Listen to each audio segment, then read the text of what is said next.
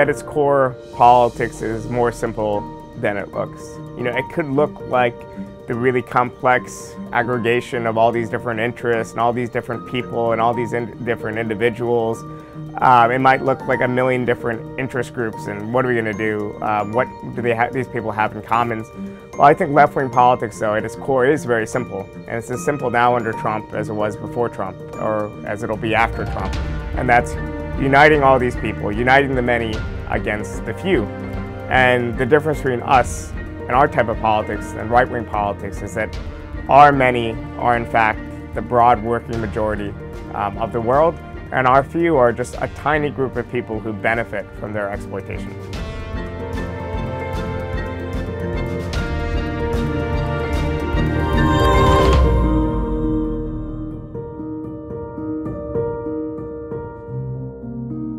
Trump was largely the product of a fluke. If you replay the election 100 times, 96, 97 times out of 100, Hillary Clinton would have won. There is certain opening, and it's an opening that you're not just seeing in the United States, but across advanced capitalist world, which is an opening for right populist politics responding to a real crisis of the neoliberal center. There was a minoritarian groundswell for Trump, but just because of the peculiarities of Trump election laws, and also because of the very inept way in which Hillary Clinton ran her campaign, this provided an opening. And I think Trump might have been, at least in part, an unfortunate accident.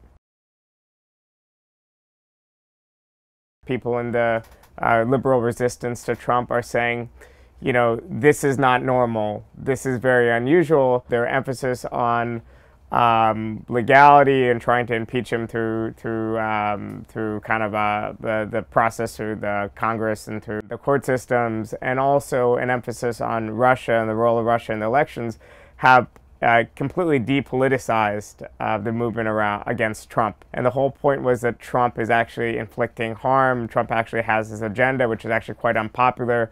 Trump pretends to be a champion of the people, but in fact, his policies just serve a tiny interest of the population. I mean, these are the things that you could really hammer Trump on. On healthcare, for instance, at a time when more Americans than ever, over 60%, want to see a really, truly universal healthcare program, Trump's trying to cut whatever meager government role for healthcare we already have in this country. So I think in all these contexts, you're seeing that we have a huge political edge, those of us opposing Trump, but that edge has just been squandered. Instead, we're talking about Russia and all these other things. The old is dying, but the new won't be born, from Golden Globe speeches. And by that I just mean that this kind of celebrity-led resistance. So instead of it being presented as these are your interests, this is your fight, come take part and lead this fight, it's been at best a kind of charity from above, and at worst, it's been the worst sort of condescension to ordinary